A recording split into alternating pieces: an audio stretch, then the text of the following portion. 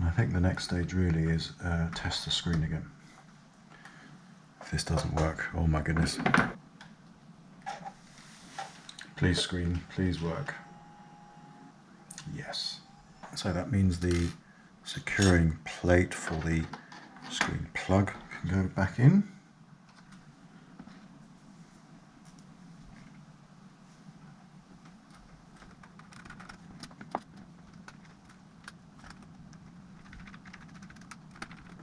So unfortunately I have damaged this infrared piece, so donor laptop has come to the rescue.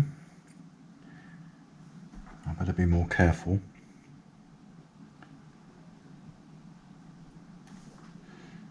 So I ripped the case off the plug, and I thought I'd left pins in here, but in fact the case came away. Quick clean of the dust. And I'm going to very carefully put this back on.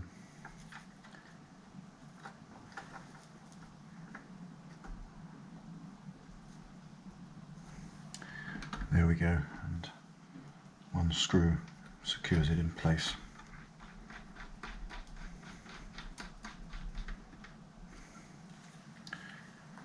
So I think that's good.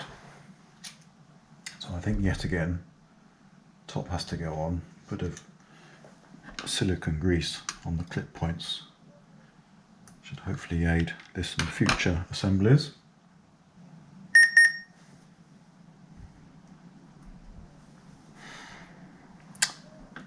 Okay, we've got 96 meg of memory, audio controller, it's recognised, CD-ROM.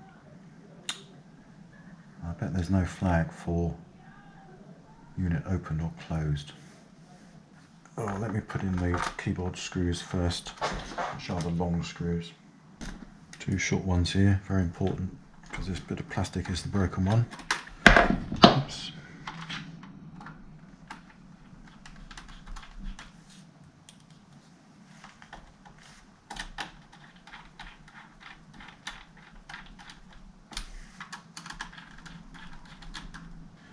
Right, I think I won't close the lid because I can see this crack bending, and that's where they're glued, so now I want it to glue, hold in that position I think, with the weight going downwards. So I think the next stage is we can safely put the front bezel, the very delicate front bezel, back on, which are kept in a safe place. This is just waiting to fall apart. Now those cables aren't going to protrude.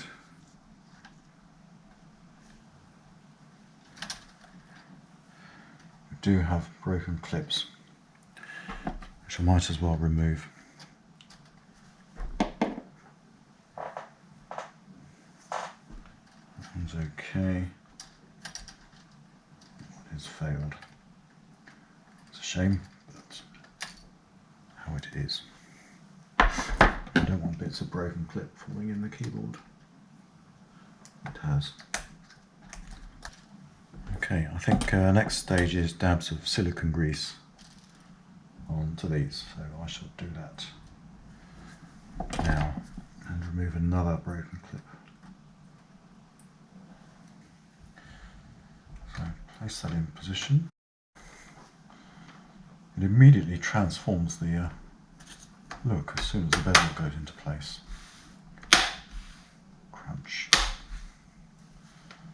Okay, that sounded more positive than I was expecting. Right, this arm's not quite going home here.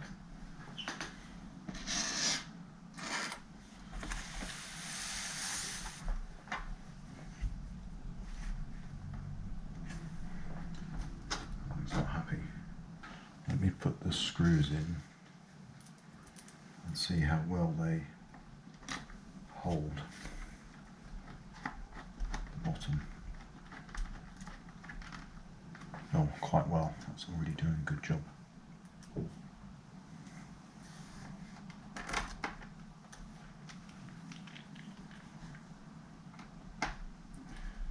Let's supporting the back of the hinge. Okay, so we do have some bulbousness there. Maybe I need to tighten with that pushed in.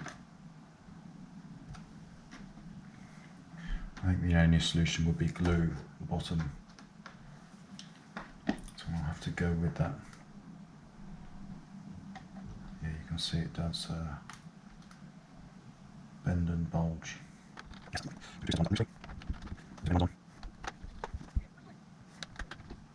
Have these got enough glue? Let's go back. They are useful in that they form the rubber standoffs when you close the lid. Although I can feel the rubber going to mush a little bit. Probably not the end of the world.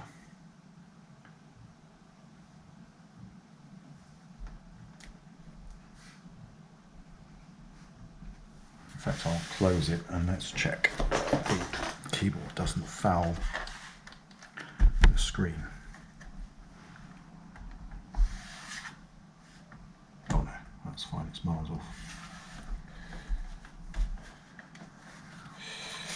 Okay.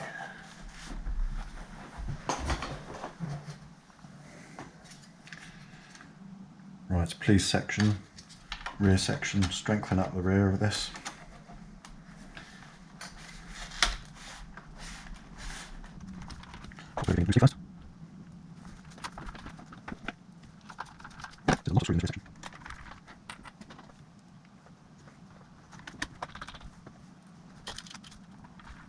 So I have got one screw over, but I don't think that's too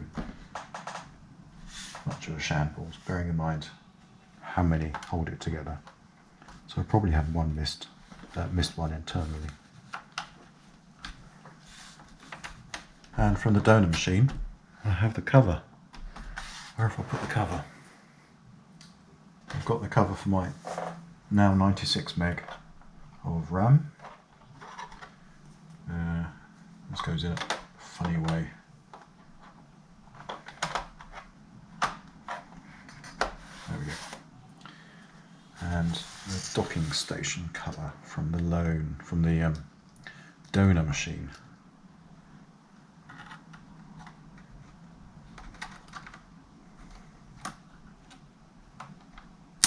There we go. Suddenly it was very easy. And the wire goes into that.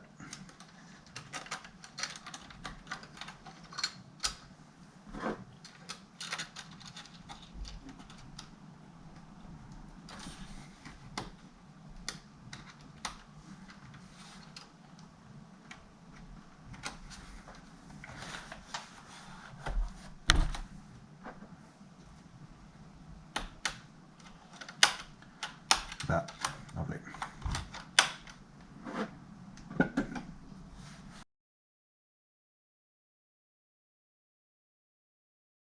So of course the final part of the build would have been to have tested the keyboard, which I hadn't done. So what I have, because of course there's no hard drive caddy, is prepared a CD of Tiny Core. So I'll plug the power supply in. There's no BIOS battery of course, so I'm just going to start this off and reset the BIOS. So I want to run the setup, not bothered about the date and time, but I do want to set the boot order. So Alt P and CD drive first. It doesn't really matter about the others, they are not fitted. I've burned an ISO of Tiny Core, and this should allow me to run a very simple Linux. I'll try the first one. I just want something that I can open a text editor in and test the keyboard. CD drive busy reading that. Loading libraries.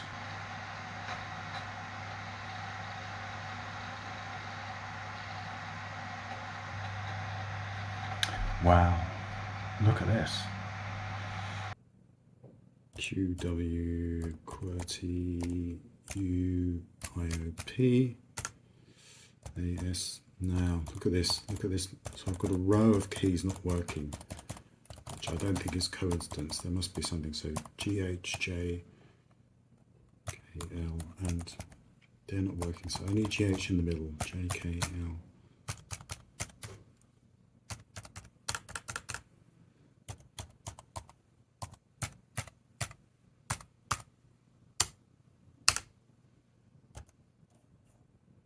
So the bottom row is all working. We've got ASDF not working. Colon.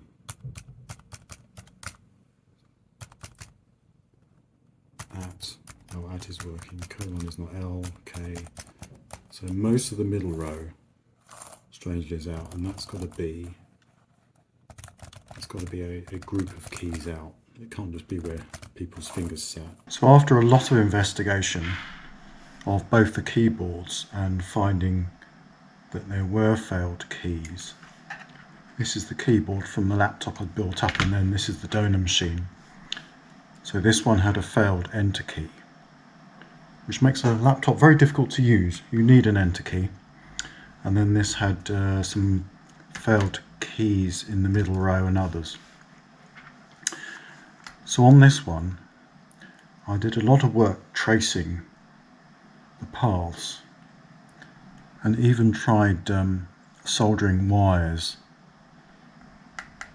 onto the pads, which turned out to be completely impossible. So these tracks, this is almost like an aluminium plate. I think it is an aluminium plate, and there's just layers of what look like solder resist and tracks. There's no PCB as such.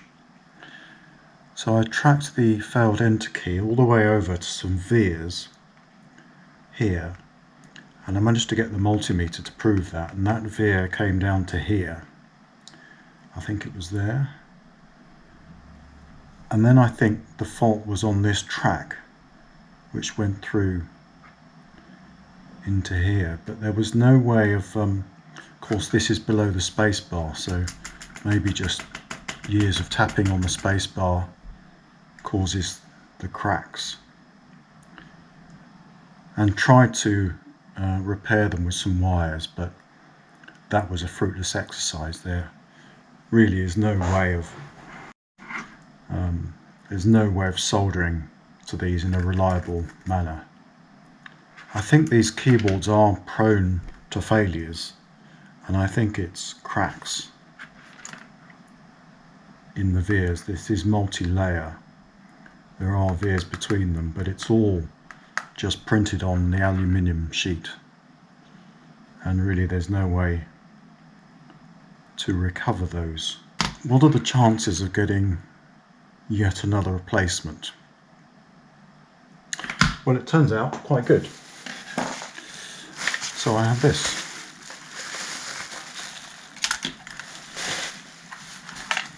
We turned it out the right way. So this is effectively brand new old stock. All the keys are new, and if I compare with this one, it matches this style, and it looks original. I don't think this isn't a reproduction, this is original. You can kind of even tell, and it's new. The ribbon cable hasn't got shaped yet, so I'll have to shape it in the right way. And the labelling, so we've got the same labels, but this keyboard is Slovenian. Is there a date code on it? Not sure. I might put that up to see if somebody can decode the date code. But looking at the front, so the layout is the same, and the layout is correct. And then what somebody's done is they've made labels on the keys that are different between Slovenia and UK, but fortunately the layout is the same, so the enter key, all the other keys are the same. In fact, this top row is. And I think the plastic is the same, but obviously it has faded a bit. So I've tested this and it does work. But I think I'd like the original keys without the labels. I think they're a little bit ugly. I'm not complaining somebody's done that. I probably would have put the Slovenian keyboard in. But I think what I'd like to do is take the keys off here and use this new backplate. So I've done this before in cleaning this and removing some of the keys, and it's very painstaking. I'll do a few as an example. Let me see, you have to, where there's these little loops, effectively the plastic goes into that, and you can use a screwdriver to ping it off like that. I think the key does lift off, but I think doing it that way is more likely to break. These little plastic scissors operations seem very tough.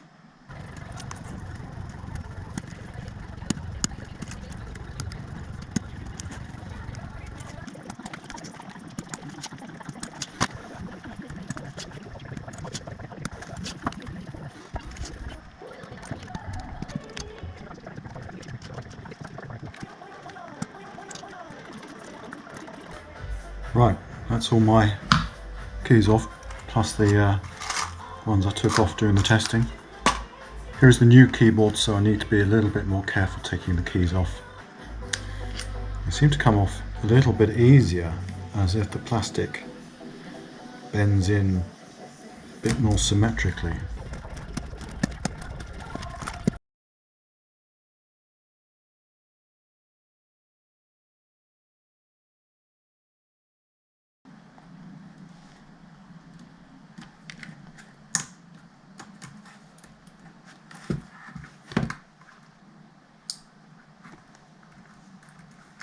So it's coming along. Not too many to do now. They look, they're not all perfectly aligned. I think sometimes it had to be clipped in. Well, that tab one's not gone well.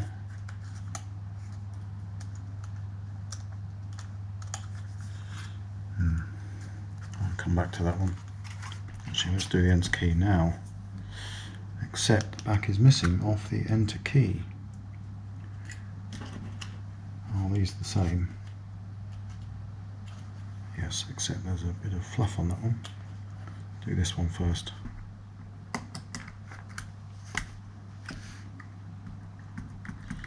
I see. It goes on like that. It was like that. And then in theory this then clips on, but how easy is it to get it in place?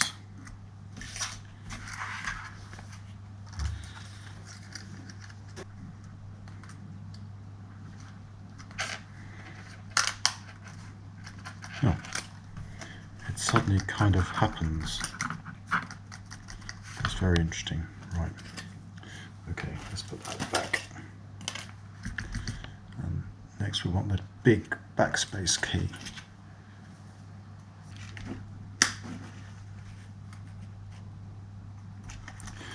Okay, that is in. And that's the fear that the screwdriver is going to scratch one of the tracks. Anyway, I'm going to be optimistic and push on. Nearly there, last couple of keys. Home key.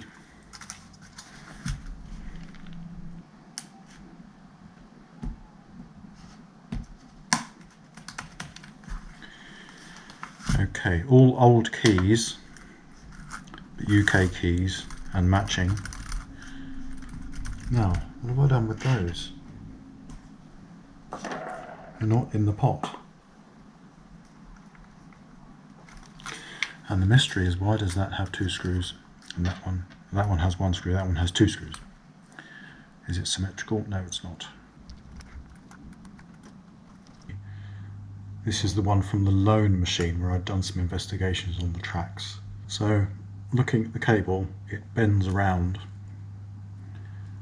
and folds back on itself like that. So that's how I need to get that in. So if I bring my laptop around, so I can feel and hear that it all creaking and moving, so that the keyboard will add some strength to that. So I think everything's pushed down. We check all the access holes will fit in. So there's one there, we've got one there, one goes in there. Oh, there is a cable. Let's just move it out of the way a bit. That's good. And two up here. So those are all free. And the cable needs to go like that. So plug that in. There we go. That seems to find its home quite neatly. And then try and get the cable shaped as I drop the keyboard into position. So there we go. Right, it doesn't exactly drop in. It kind of squidges in, and it seems to bow up to the sides. This side doesn't seem quite flat. Maybe it is. Anyway, with that new rubber dome, that new old stock does feel a bit more positive. It's still a rubber dome squishy keyboard. Put the screws in very gently. Make sure I don't push the keyboard down as I do this.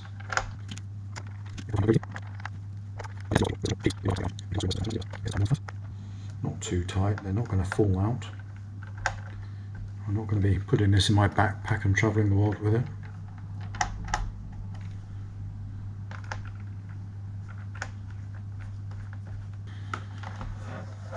So, does it feel any tauter? Yes, that's dramatically better. I'm not convinced the keys on this side aren't poking up too much. Let me double check.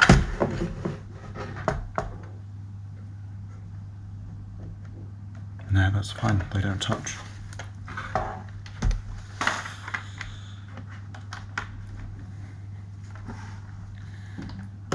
And verify the power up. And I'll do an F2 and that's working. Good. I'll set up the, I think the phone camera for the Tiny Core Linux and start the writer program to test the keyboard. I confess I had to reseat the keyboard plug because it wasn't curved like they are when they're new. It's still flat and it becomes slightly unseated. And the way I knew was that the BIOS boot up wasn't correct. So F2, I'm going to enter setup.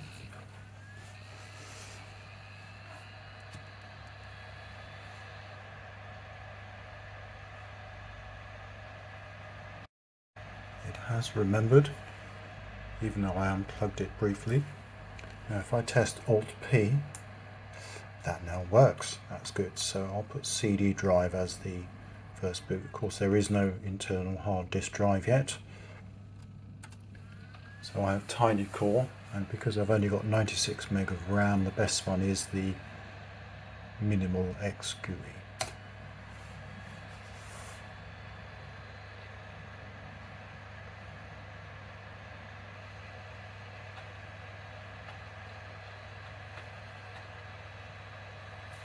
And here we are in Tiny Core. Let me open up the editor and I can start testing the keys. I'm hoping brightness doesn't seem to adjust. Right, so numeric keys, okay. Minus equals, backspace equals, enter. I have the enter key, that's going to be the most important one. Nice firm action we have. Okay, tab is good. QWERTY UIOP brackets caps lock. Caps lock button doesn't work, but in light doesn't. Oh, it is working now. I'm sure that wasn't working. Oh, there we go. It does have an effect though in this tiny corner. So check the second row.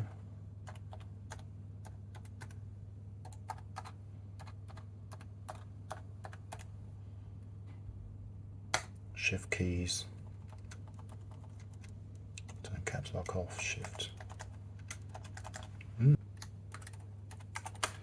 This Latitude CPi, small I, is now only wanting for, whoops, a hard drive.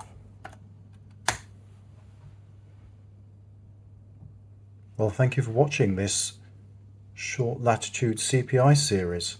This is its revival, and the next stage will be that hard drive or some other solution I might look into. So maybe there'll be a future video on that, but for now, this is one working Latitude CPi with a very stripped out donor machine that does actually boot, but I think I'll keep them as a pair. It has a spares buddy now.